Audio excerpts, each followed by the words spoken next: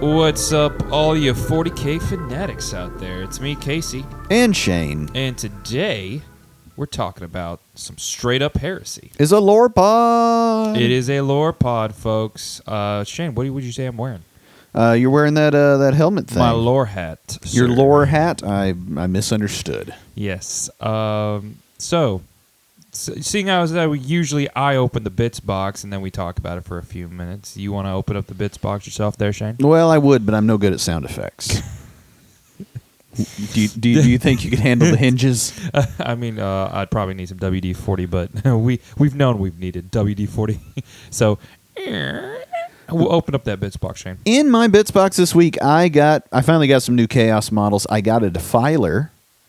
Also got a couple other models ordered up at the friendly local game store that I hope to be able to pick up before they sell them, but my money is funny. I tell you what, it may be about time to attempt to lean on the people and for the Patreon. I don't know. We need gas money. your boy bought a whole house last week. He did. Moved in, and now my money is funny.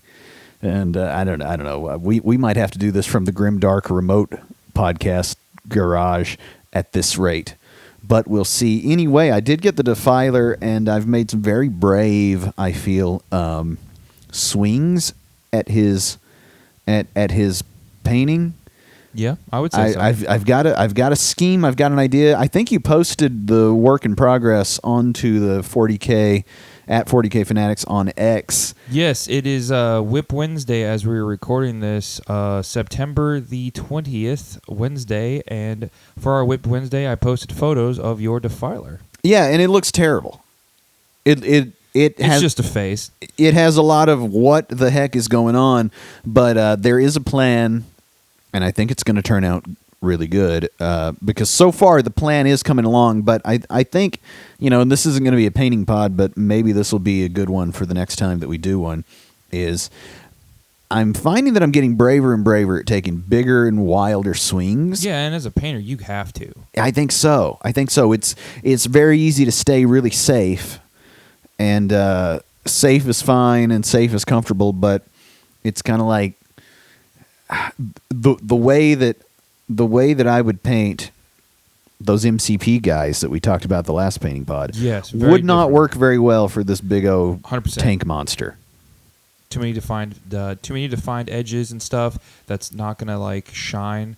Your Defiler is just way too many pointy things. Yeah, and your MCP models don't. Yeah, it's a totally different kind of thing, and it's huge, and so you make the edges with the paint. Yeah, and I've got some ideas in that are gonna make it cheaty, because he's just got a lot of undercarriage, and so I have a plan for that. Trunk. A lot of scrotum. So, anything else? Well, I've been painting. Speaking of the MCP models, I am also painting a Spider-Man for the homie Lane. I actually played 2 games of MCP with him yesterday. Had fun? It was really good. So we played twice. The first time, MCP uses these special 8-sided dice, and they're very swingy. Like, the whiff chance is very... Well, you want to be swinging when you're playing Spider-Man. Yeah, right. The whiff chance is huge in MCP, so you can get a lot of instances where you go to do a thing and nothing happens. And while that is frustrating in the moment, overall in the game, that makes it roll because stuff keeps happening, like activations keep taking place, points continue to be held or not, right? But in the first game I played, he was rolling hot and I was cold, and it was an absolute blowout bloodbath. It was done. Like second, third turn, it was over with. Should have run that Gambit. I did run Gambit, and he was killed immediately. So we re-racked him and played again, and it was really close. It was an excellent game. It came right down to the wire. 1 point in it. I still have not won an MCP game, but it's getting close. I'm also going to play the homie Lane next Tuesday for round 6 of the 40K league. He's going to be playing the the sisters. There you go. Yeah. So we'll see how that goes. I think that Abaddon and Dim Boys are going to have a domestic violence situation. Yeah, and we're going to be talking about Zeke a little bit today, too. My Bits Box, I watched the new Pariah Nexus episode that is now revealed on Warhammer Plus. For all of you who don't know, there was a trailer for 9th edition where basically some Sisters of Battle, some Space Marines, fought off against some Necrons to introduce 9th edition Warhammer 40K. This is a little mini show where basically the aftermath of that battle. That's fun. I don't have what's it called? Warhammer Plus. Warhammer Plus. I don't have that because I refuse to pay for more TV, especially right now. Yeah, it is definitely a pay for sort of issue. Like if you pay for it for a year, I mean, you get your model sent straight to you, and you're basically buying the model. Yeah, how much is it a year? I think it's like 60, 70 a year, and you get a premium like model. But like again, you get the model and you get all the stuff on the show, and it's essentially the same content you probably find on a YouTube channel. Much like us here at 40K Fanatics, by the way. Check out that YouTube channel, folks. Like and subscribe. Comment below. Very cool. It's interesting to see that Games Workshop is actually sinking money into animation to spread, the virus that is 40K into our society these days. And you saw what else I got? I got a Stompa this past weekend. You got the Orc Stompa, and it has got to be one of the roughest looking I've seen rougher secondhand models I've ever seen. Bless its heart. Did you post a picture of it with its Halloween cobwebs on it? I did. A guy in our local community had a Stompa. He's a big fan of orcs. Got talking to for a while. He sat on it for about a week until he got it, or a couple weeks until he gave it to me. When he got it to me, a few pieces have been busted off. No big deal. It was covered in cobwebs, covered in some dead bugs. But once I brushed it off, I can fix it up, and I think I can make this look really dope because it is one of my bucket list models. It is large. Very large. 800 points on the tabletop. How are you going to hide it? I'm not, man. I guess it's Titanic. It's towering, right? Yeah, it's towering. Yeah, so... we talked about that last week. Well, you can hide it now. You stick it behind a ruin, and it's fine. Yeah. I don't know if it'll fit in your deployment zone behind a ruin, but... fit 20 boys in there. Oh, it holds things? Yeah. So it's a... Because its stomach opens up. Oh, that's fun. Yeah. Lore reasons. Is it hinged and stuff, or are you gonna bust it open and make it that way? I'm just gonna keep it shut. I don't want to risk any, issues. Plus, I'd have to prime the inside. Oh, that'd be rough. That'd be rough. So that is Hey, one more thing about on my bits box and the point of priming something large and that defiler. The defiler. So, did you do it in pieces? Well, no. No. Here's the thing, right? You get an airbrush. Airbrush Best Brush, Airbrush Master Race, like all those YouTubers you watch, have a point. And Airbrush Paint Best Paint. I'm still a rattle. And then you go to prime something like a tank, like a defiler, and your boy needed a rattle can in the worst way. Airbrush elitist over here. Man, I had to clean that sucker 3 times just because. I hear that primer glops up good. Oh man, and you're just spraying wide open until it won't spray anymore, and then you go clean it out, reload it, and spray until it won't spray anymore. And I don't have enough pressure on my dealie for that, so it was just brutal. And I'm like, if I had a rattle can, I could walk outside and knock this out 35 seconds. Yeah. It took an hour and a half. I had to put my mask on after the first run. After the first run, I was all dizzy, and I was like, well, that's no good. So I went and got my respirator mask that I got when I first got the airbrush. It is uncomfy. And eventually I got it primed, and I checked it. I primed a rhino that way once, and while it was primed black, if you touch that rhino with a fingernail, the paint comes off. Okay, so I didn't want that to happen. So I got it on. I got it on thick, and I got it on serious, and then kept it moving. But matte varnish. Yeah, well, rattle can. It still has this application. It turns out. Yep. That's my bits box. And that's pretty much my bits box. I think I covered everything. But yeah, a lot of stuff's going on in 40K right now. We're pretty excited. A lot of releases, a lot of stuff going on. There's been reveals of the upcoming Space Marine Codex. Yeah, and Warhammer Day's coming up too. Oh, I don't know anything about that. Oh man, new Votan model. Oh yeah, there's a new Votan model. Yep. A new Votan model. But I think the really interesting thing for me has been that reveal of the new Space Marine detachment rules. And yes. I Armor, had hoped it would look that Contempt way. is back.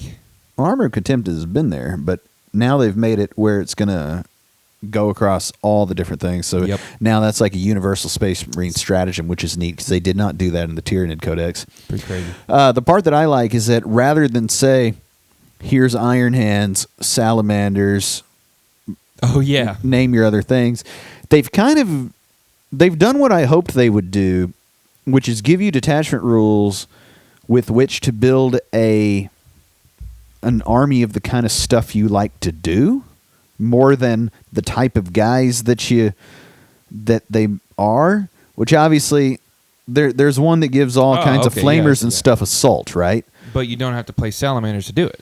Yeah, and it doesn't call it salamanders, and it doesn't necessarily make like I mean I'll have to take a closer look, but let's say the one that's sort of Salamander-y, where it Infernus Marines. Yeah, it gives everything assault.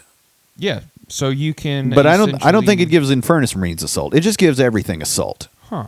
You see, so you can have whatever have assault. So you're an advancing and shooting army all of a sudden, for whatever that's worth. Which obviously. You want for a lot of different ways, yeah. Yeah, you can do that a lot of different ways. A lot of shenanigans. Like that can give you a whole bunch of guys that now can shoot and do actions. Not just the way that it's sort of laid out in the fluff with the detachment rule, which is advance up the table and shoot your flamers, which obviously that's a good idea. But I just think it's interesting how rather than say, here's our... here's our Salamanders, here's our Iron Hands, here's our Death Watch, etc.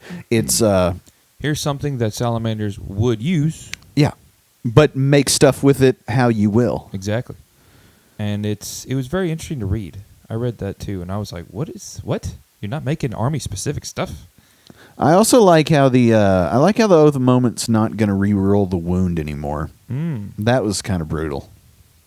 However, I think that they're going to rejig a lot of the data cards and probably give... They have to. They have to at this point. Yeah, I mean, otherwise it's going to be a pretty substantial Space Marine nerf, and I don't see a world where the Space Marines are not quite powerful. You know what I mean? That's their top-selling stuff. Right, and there's a lot of discussion on the internet about how, the Space Marines are getting a huge nerf. How are they going to do it? What are they going to do? And I'm thinking, come on, guys. Is this your first day? We got to sell models, guys. They're a business. They're going to keep the Space Marines competitive. Let's go. And find me the time when a Codex has come out and it's not been a little cheesier than the last. Same. I mean, for real. Like, there's always a nerf after a Codex, like 6 months later. But is that it for your bits box? That's it. Okay. Shut it. All right, closing it. All right, so we're moving into Horus Heresy Part 2. The Heresy Boogaloo. Part 2. And so we're going to do a quick recap of everything that's happened in the last episode we did. So I've got a list here. We talked about the Council of Nicaea, which was when the Emperor scolded Magnus for being psychic and being egotistical. So he was told, no, got a slap on the wrist, no more librarians across Space Marines. All right? Magnus pouted, still did it anyways. We have the burning of Monarchia, where the Emperor punished Lorgar for worshiping him as a god, and he brought him and his whole legion to their knees on the freaking ashes of their holy land. Thereby radicalizing Lorgar and... pushing him into the arms of chaos. Right. Before Horus even became, correct. Yeah. Then Lorgar, slowly, systematically started spreading chaos throughout all the other legions. Leading eventually to the corruption of Davin, where Horus got wounded by a Norgo blade, and then Magnus tried to call him through the warp, and didn't really work because Horus had been made War Master at this point. Horus saw visions of the future where the Emperor was sitting on a golden throne, half dead, and humanity became a stagnant, depressing mess and worshipped him as a god. He also saw the pattern beforehand where he had to be in charge of all his whiny brothers, who were the other Primarchs, and all these humans were being put into political power, whereas the Space Marines were kind of getting pushed away. So the seeds were kind of growing, and then he had these visions, and then it kind of finalized, and Magnus failed to save him. Right. Yeah. Where did we leave it? And then at Siege of Terra? Yes, but we also had the burning of Prospero, which you pointed out I need to fix, because when Magnus failed to tell Horus, he made a phone call to Dad through the warp and used some chaos power boost that he didn't know was chaos to break through and destroyed the Emperor's Webway project, which just flooded the Imperial Palace with demons. Oh. Yes. And then the Emperor sent Leman Russ, the Space Wolf Primarch, to go censure him and bring him back to the Emperor in Censure chains. Magnus. Yes. Okay. Magnus was on Prospero. He was not on Terra, so thank you for reminding me about that, by the way. Leman Russ travels to the Primarch Magnus's homeworld, Prospero, and burns it to the ground. Comes at him with Space Marines, Custodes, anti-psyker units, and then breaks his back and essentially kills Magnus, who comes back in like this weird warpy way. We'll get into it later. He's not a demon prince, but whatever. And then Istvan 3 happened. All the traitors got together. They found out about a third of each legion was loyalist. They said, hey, there's a problem on this planet. All of them deployed only their loyalist units, and then they nuked them from orbit. Turn traitor. Someone found out, came to the Istvan system, and then you had the drop site massacre on Istvan 5, where they had all the loyalists attack half of the traitor forces. Unknowingly, they were also reinforced by traitor forces and got the brakes beat off of them. And those legions became the Shattered Legions. Okay. So Horus and his traitor Primarchs are now twice as powerful as the other legions. They have twice the amount of Primarchs and way more Space Marines, and now they're getting ready to head to Terra. And that is where we have left off. Okay. Is the Eye of Terra open at this point? So the Eye of Terror, that will come up later in the pod. I will talk about it. But for all of those you don't know, so big hole in the sky does not exist yet. Well, it does. Oh, it does. Yes, it is essentially a big hole in the universe leading into the warp. It's actually not even in the center of the galaxy. That I looked that up.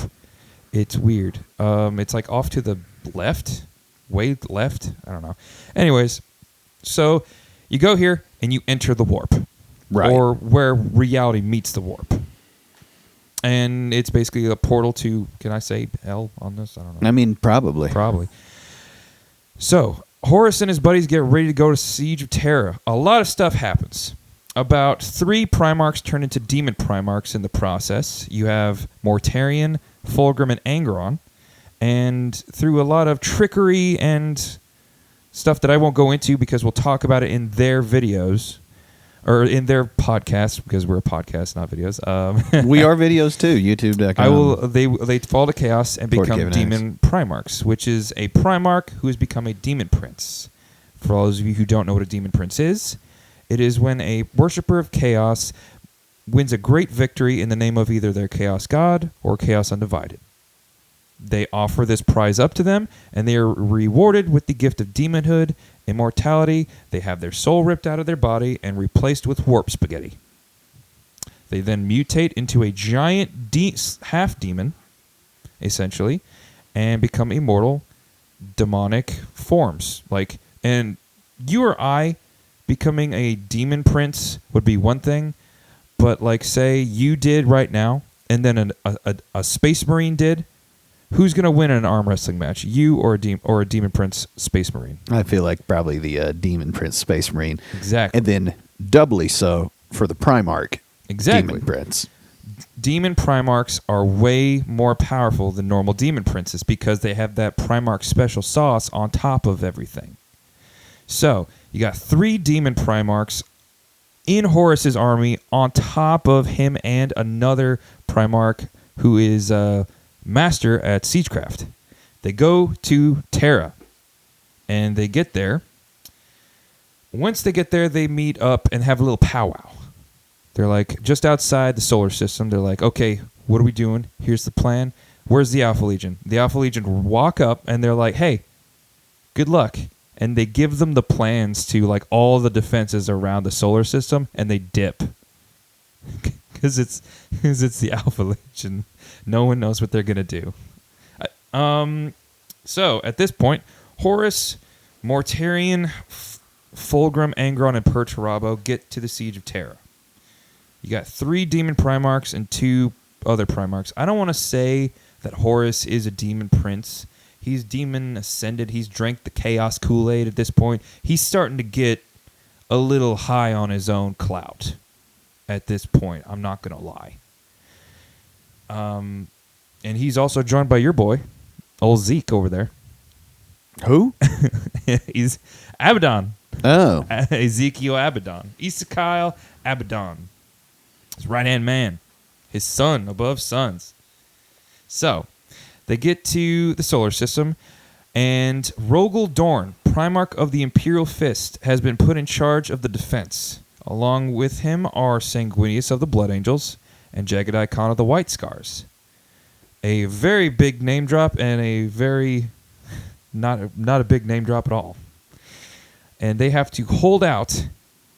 Their plan is to essentially hold out against Horus and his forces until the Ultramarines break through and get there. Break through what? At this point, Erebus and Lorgar had decided to cast a Mahamana warp spell and cause such a huge storm of warp nonsense across the galaxy that it shrouded the Astronomicon and made it impossible to travel the warp. Oh, so the Space Marines weren't handy on... The Ultramarines weren't handy on Terra at the time? Nope, they weren't. They were off in the realm of Ultramar. They had just gotten into a fight with Lorgar and Angron, and they were crippled and trying to recoup their losses. I see. On top of, they couldn't see the Astronomicon, so if they even tried to attempt to get to Earth, they might not even make it, or they ended up somewhere else because they couldn't see the Astronomicon. Okay. Yeah. So then it's the... You say the Iron Fists were... Iron Warriors. The Iron Warriors are left on Earth or up in space in Earth? Is this a space battle? This is a ground battle. So we haven't got to Siege yet. Okay. So we're in space. We're entering the solar system. And I thought that it would just be smart to mention Lorgar is not there. Lorgar was tired of everyone not taking him seriously. Even though he was, pulling the strings from behind the scenes. He actually tried to kill Horus after he drank the Chaos Kool-Aid. And Horus got a little spidey sense, go off in his brain and stopped Lorgar from stabbing him in the back. So he swatted him like a fly across the room. He's like, leave now, because the next time I see you, I'm coming for you. It's on sight. For real. So Lorgar, tail between his legs, left. And is now like, I'm the cool one. I liked Chaos first. So he's gone. He's pouting. So he's gone with all his dudes, right? Yeah. 5,000 word bearers went with Horus because they were like, Dad's a little crazy. Horus is the chosen of Chaos. We'll go with him. Horus and his forces get to the solar system of Terra, and he puts Perturabo, the Primarch most favored on siegecraft, and his Iron Warriors in for the ultimate siegecraft, because... And you did a YouTube video on Perturabo, didn't you? Which had 17 views. Yes. Perturabo, not a very often searched term. You guys go check that one out. But that's lore accurate too, so I guess that's funny. Perturabo is a master of siegecraft. He hates Rogel Dorn because it's like one likes to build, one likes to tear down.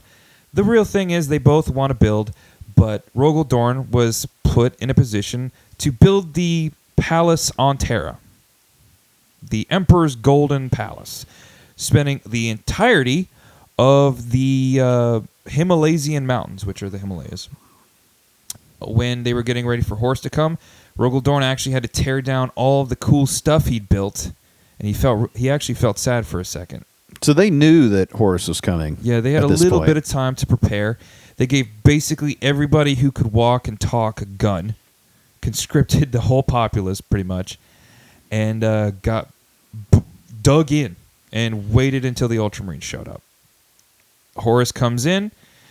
He gets ready for the fight, but there's a giant shield over like the entire Imperial Palace and the immediate area around. Like, this thing's freaking huge, and it's the most powerful in the entire Imperium.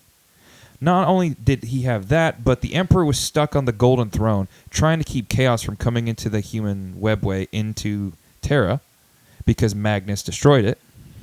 And at this stage, this is before we have all the psychers making the beacon, right? So yes, that is. So the Emperor just like keeps the Emperor's alive. Yeah, the Emperor's alive. He keeps the beacon just like in the back of his mind, and that's enough to make it go, right? Due to some subterfuge, the Astronomicon is not really working, and because of the Ruin Storm, he is using his aura to go out along with the shield to keep demons out. Okay. So you've got the demons who can't come in. You got the ground forces who can't come in. You got the ships that can't shoot in either. And you know where the first place that Horus and his boys targeted from orbit?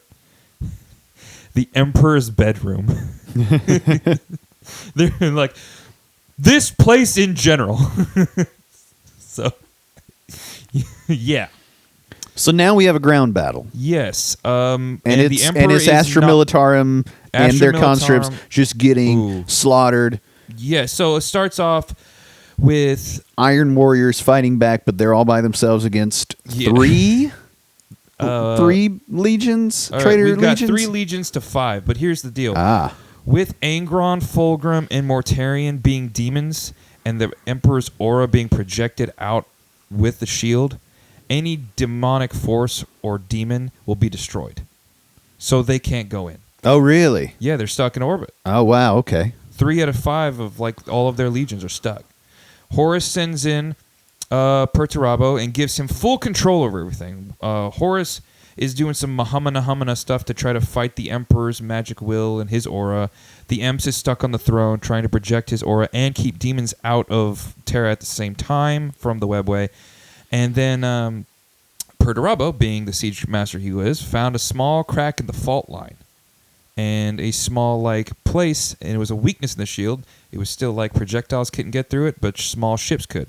So they sent a buttload of cultists to one area and ships in to destroy some generators. Weakens the shield. The aura starts to retreat a little bit, and that's when Horus sends down Mortarion, Primarch of the Death Guard, because they love slow moving advancements. So now it's weak enough that the demons can come. Very, very, a little bit, yes. They're on the ground. They're getting ready. They're pushing up. And the front line is all Imp Guard. They've got, like, they closed off the walls. There's miles and miles of trenches from the walls. It's all Imp Guard holding the line. And the Death Guard start pushing in with their gas, their poison, their disease, and destroying stuff left and right. And as things progress, they start introducing more. Eventually, they break the shield. The aura starts getting cut back. Sanguinius and Jagatai Khan go out despite Dorn saying, hey, we got to wait for the Ultramarines. They're like, no, we got to save these civilians. Right? So Angron is so mad that Mortarion was chosen to be the first one into the fray. They had to lock him in a maze. They were afraid he was going to destroy his own ship because he was just a rage monster of Khorne, just destroying stuff, flying around, blood for the blood god, killing stuff left and right. So Angron never makes it into this fight. Well, when things ease up a little bit and they get up to the gate and all the Imp-Guard are inside, they drop Angron down. And I mean, they actually open the pod bay doors, Hal, and he falls from orbit like he trips and crashes down onto Terra and just starts wrecking face. So you've got Mortarion coming from one side, you've got Angron pushing from another, and then Fulgrim starts showing up on the scene, and him and the Emperor's children start murdering people and torturing civilians left and right because they'd rather do that than honestly fight. Mad lads. Exactly. Then, after that, let's see, they start pushing and pushing and pushing, and a lot of really awesome battles. So I'm going to paraphrase a lot of this because if I go too much detail, we're going to be here all day. Well, and, you know, we ran into this in the first time we Yes, tried it. big It's problem. very easy to get lost, and I'm doing my best not to get lost and hopefully keeping the uninitiated listener on track. So yes. I've got a quick one here. What is your question, sir? Where the heck are the Ultramarines? The Ultramarines got stuck in their homeworld of Ultramar and slowed down by the Word Bearers. They had a really big fight with them. So they're not coming. They are trying, but they're Except Mortarion has shut down the shield at and this point. Is important because the Ultramarines have the biggest legion. They have twice the amount the Word Bearers do. Yeah. Bigger than any other legion. If they show up, it's done. Right. It's done. So, But now, Horus is on a clock. I know, but now Fulgrim is messing up the countryside. Yes. Angron is bashing everything that moves. Yes. Mortarion is poisoning all the Imperial Guard everywhere. Yep. The shield is nearly down. Yep. And it's retreating. It's fallen back. The aura is getting cut back too. And Sanguinius is now fighting. yes, Sanguinius. Who's Sanguinius got with him? Sanguinius has the Khan, Jagatai Khan of the White Scars. Would you mean The Fast Lad. all the White Scars are there, or All is the it White just the Scars two are there. dudes? Okay. All the White Scars, their Primarch Jagatai, Sanguinius, and all of his Blood Angels. Oh, And he's then- a Blood Angels yes, guy. Okay. And Rogel Dorn and all of his Imperial Fists. Okay. So, Rogel Dorn and his Imperial Fists are shoring up the defenses. The Blood Angels are going into prime melee combat, and the White Scars are fast attack, going after the weaknesses, clawing and scratching, falling back, blasting. So again. there's battles going on across the entire planet. And I'm going to hit a couple of really cool moments that I think that a lot of people really like, and then I'm going to get to the final battle, just to summarize. I like it. All right. One of my favorite things happened was I think his name is Rylodon, or Roladon? Don't get me lying. Okay, a Space Marine captain, and he has a model in the Horus Heresy. Gets into it with a Night Lord's captain who is just there for fun. He goes onto the battlements and sees this Blood Angel with his crew. They start getting into it. The Night Lord's captain pulls a demon sword, but Night Lords don't really like chaos, and it is a demon sword. And the demon's like, "Hey, fall to chaos," and he's like, "No." So then, mid-battle, he's about to strike down this Blood Angel captain, and the demon just leaves the sword. Just says, "I don't like you. Bye." And then the Blood Angel's captain goes, "Get off my wall," and then Spartan kicks him off the wall. That's amazing. I couldn't make this up. That's so good. Sanguinius fights a greater demon of Khorne called Kabanda and gets messed up, almost doesn't win, and breaks Kabanda's back over his, I've heard weapon and I've heard knee. But we're going to go with knee because that's just as cool. And Kabanda falls to the ground, and all of the... Now demons are getting summoned, so all the minor demons are like taking their shot at this demon, just like, he's down, let's get him. Oh, so they start eating him? Yeah, pretty much, because demons have no loyalty. Dog eat dog in demon Especially land. Khorne demons. So he leaves. And eventually he does fight Angron, but first... Sanguinius does. Yes. Now see, at one point Sanguinius is behind the Emperor's aura. And Angron is kept back because of that aura. And he says, "Fight me right now. Come at me, bro." And Sanguinius looks at him, gives him a nod and salute, and says, "We will fight soon, brother, but not this day." And then he dips. That had to be so frustrating.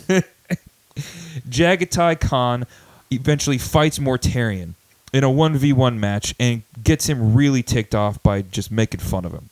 Mortarion goes nuts. It comes at him, and the Khan kind of uses this rage to sort of distract him.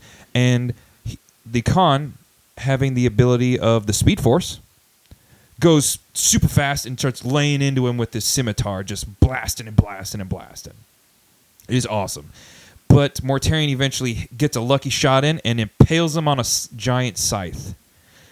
And the Khan, being the OG he is, grabs the scythe and doesn't try to pull it out. He pulls it in and gets closer to Mortarion. He's Superman to Doomsday's. And then chops off Mortarion's head.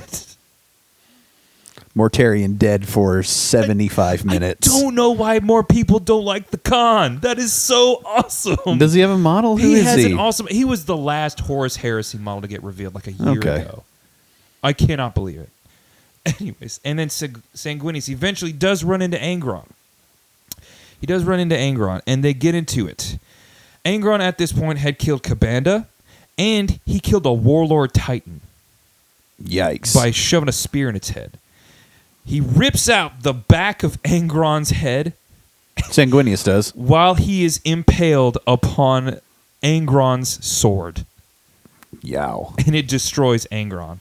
For a minute. Yes, and Angron did come back. As you know, he does have that trait in the game. And Angron actually did get up to the front lines at one point, and it was just a spot that the defenders had to go. We have 4 points. We can only defend 3. We're gonna have to leave the defenders here at this one. It's all we can do. They mess up this line. Angron walks up and is like, "Hey, Imp Guard General, all your boys and the Space Marines are dead. It's just you guys. So give up and follow us." And he's like, okay. And then he has dozens of tanks and cannons just open up into Angron, and he gets obliterated, like atomized. Wow. and he comes back. And he was dead for another minute and a half. And he comes back because he like got a drop of blood, and then he just comes back from it. It's insane. The Emperor's children try to take a gate, and Dorn actually holds them off with his Imperial Fist. And at that point, they realize this ain't worth it, so they leave and they dip just to go torture and terrorize the local populace of Terra. Interesting. Because they don't really care. But that brings us to the shield does fall. The shield does eventually fall. Things start getting bleak. The aura is receding. Magnus shows up, seeing that things are weakened, and literally comes in with this giant ship and drops with his 1,000 Sons into the field. Force bubble time stops his ship from exploding. Like, puts a big bubble around it of frozen time. Magnus does. Yes, with his psychic ability, and launches it at the front gate. Oh, wow. And it blows up with the force of 12 atomic bombs. And it cracks the palace. Now, how was Magnus able to travel the warp? Magnus eventually caught up with Horus, and they hitched a ride. Okay. Yes, it's a long story. We'll get into it and do his thing. He's mainly there because he wants to get a piece of himself back together and become whole again. He actually gets into the throne room, talks to the Emperor, and the Emperor offers him, come over to our side, be a loyalist again. But here's the thing. You're going to have to kill your entire legion because they're warp tainted, and that's it. He refuses, says, "I love you, Zinch." Goes full chaos and gets him and the 1,000 Sons get blasted back into the warp psychically. More or less. And that happened at some point during all the battles that we've just talked about. During all the battles, okay. Yes. Everybody's pushing forward. Chaos is pushing forward. And he sneaks his way in with his unit. And that all happens. And then we get to the eventual end where, and I'm skipping over a lot, by the way, but sure. We get, because 50 plus books. Yeah, I mean, we got, and I think it's important to keep some sort of like overview, at least in this 2-part pod. 100%. Horus is on his flagship, the Vengeful Spirit. He gets a radio word that the portents and the signs of chaos have said the Ultramarines will be here in a week. And at this point, it had been months of fighting, nonstop. So he lays it on thick, and he says, "I'm going to bet it all. It's turn 3. I got to play a gambit card, or I'm not going to win this game. Let's go." And then he drops the shield on his flagship, thinking he's like, "I'm big brain move." Emperor, Sanguinius and some Blood Angels, Dorn and some Fists, and Constantine Valdor and the Custodes. He's like the Custodes big king dude. Teleport onto the ship, but it was a trap. Immediately they teleport right up there. Yeah, well, I mean, they thought about it. There was some planning, and things changed. Discussion. Thanks to Sanguinius, the turnout was different. And so they teleport onto the ship. They all end up in different places. I think Rogel Dorn was trapped into some like Tatooine-style Cornate warp trap. Constantine Valdor got just stuck in the middle of a massive army of demons. Who else? Sanguinius was the closest, and the Emperor ended up at like the other end. To like Horus's bridge? Yeah, like he was in the next room to Horus, and he had to fight through their guys, so his Blood Angels got tied up, but he fought Horus. He shows up, he sees Horus, and this is Sanguinius, his bestest brother, closest brother, and he says, "You need to stop doing this, you're crazy at this point." Horus Sanguinius fought a greater demon, killed 3 titans, and fought Angron, demon ascended, and he had to fight Horus. Horus immediately bodies him with the Talon, crushes him, and then kills him and drops him. That's when Emperor walks through the door and sees that he just killed killed Sanguinius, which is where you get the big photo that everyone's seen, Sanguinius lying on the ground and Horus and the Emperor facing off. Yeah. Horus is like, "I'm going to become the 5th Chaos God. I control chaos. This is my power." And the Emperor's like, "You're a fool. You don't control it. You are being controlled."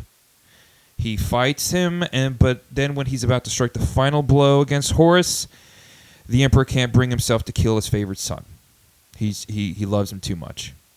And that's when Horus is like, "Get wrecked, son." And then he slits his wrist to make him drop his weapon, crushes his windpipe, blasts his head with psychic powers and sets it ablaze, rips out his eye, crushes his heart, and then to knock it all off, he pulls one of his arms right out of the socket. Man. Now, question. Horus and the Emperor fighting. Yes. Is Horus light work for the Emperor? If he had put it in, it would have been, yes. If he wanted to kill him outright, yes. Because then, all of a sudden, Horus is about to finish that final blow, and then someone steps in the way. Now, depending on who you ask, if you ask Custodes, it'll all say it's a Custodes. You ask the Imp Guard who were on the ship, they'll say it was an Imperial Guard soldier. You ask a Blood Angel, they'll say it's a Blood Angel's Terminator. Most people think it's this Imperial Guard guardsman, Alanius Pius, stepped in front of the Emperor's broken body and took the brunt of a psychic attack from Horus, an 11-foot chaos-ascended demigod, glowing with evil aura, and just walked in front of him and immediately got flayed and obliterated. Wow. The Emperor saw how much joy and laughter Horus had taken in doing that to a person and said, "This is not my son. This is some chaos warp entity." So he focused all of his power into a psychic Kamehameha, a really focused one, blasted it through a chink in his armor that Sanguinius had left in his breastplate, and destroyed his hearts and killed Horus right there where he stood. Well, he was mortally wounded, and that's when chaos starts rescinding off of him. The force was that powerful; it wiped chaos clean, and then he realized what he was, what he had done, and what he had turned into, and he's like, "Dad, you got to kill me. I am not okay." So the Emperor got all the strength he could together and did it one more time. And I mean, he didn't just blast him so hard he killed him. He blasted him so hard his soul was destroyed. Wow. Because demons, possessed demon princes, all of that can be brought back by the forces of chaos, even if it dies. If they're chosen or favored, they'll come back. Right. As tools. So he destroyed his soul so that chaos couldn't bring him back again. Rogel Dorn comes onto the ship, and he sees his dad on the brink of death, and the only thing that he can say, because he has no strength at all, and he's destroyed, by the way, is, "Get me to the throne." The Emperor says this. Yes. He gets back, and his best friend Malkador had... See, to do this infiltration on the ship, his best buddy Malkador, who was a powerful psyker, took his place on the throne. He's a normal human, but he's an incredibly powerful psyker. And he said, because this is going to kill him, he's no more Malkador the Sigillite, he's Malkador the hero. The Emperor gets placed on the Golden Throne, and the last thing he sees is his best friend, Thanos, snapped out of existence. And he tells Rogel Dorn and all of the Primarchs there, "You're in charge of the Imperium," and then he has not spoken for 10,000 years. And that is the Siege of Terra. That was pretty good.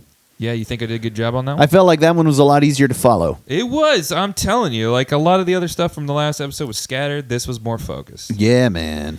So, So opinions. Sanguinius dead. Sanguinius was killed by Horus, unfortunately. Never came back. Nope, never came back. And the psychic blowback of his death was so extremely violent that all of the Blood Angels fighting the traitors on Terra actually fell to the Black Rage and saw the moment of his death and went full berserker mode into the traitors. The traitors actually started to run because they were that scared. And when Horus died, they were like, no way. All of them ran at that point. And the traitors all ran to the Eye of Terror.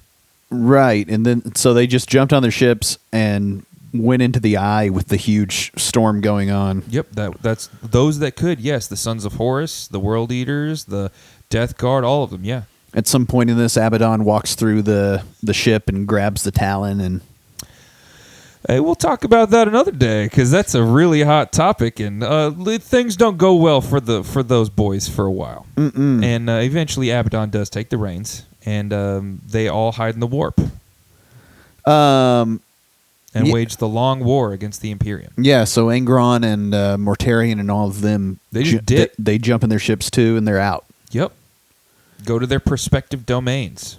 Sanguinius is dead. Yep. Big E is Somewhat nearly dead. Yes. And All those Custodes on the ship? they teleported back with Rogel Dorn and the Emperor. Wow.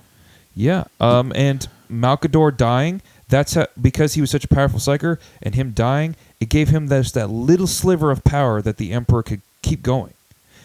And that's how they figured out that if they sacrifice psychers to the Emperor on the Golden Throne, that's how they can keep him alive for the next 10,000 Oh. years. Yeah. But they need 1,000 psychers a day to equal Malkador. That's ridiculous. Yeah. Who gathers the psychers? We're in overtime we now, are kids. in overtime, yeah. There would be Sisters of Silence and the Custodes, mostly. So the Custodes send the sisters out to every planet that's populated, And this they is not just the Sisters of Battle. This is Right. the Sisters of Silence. yeah. These are the Anti-psyker. the chaff chicks that you can take with Custodes and hardly anybody does. Yeah, and the lore has them way better than what they are on the tabletop, so I don't know what the deal is with that. But yes, they go out, they find psychers, bring 1,000 back on these things called the Black Ships, and 1,000 psychers are sacrificed to the Emperor every single day just to keep him that sliver just on the verge of death. Right, he's about to take that last breath, and then he's just kind of brought back for a whole nother day, just a little bit better than that. And he is using his psychic might to keep the Golden Throne burning and the Astronomicon alive. What do you think he thinks of that? Dude, I don't.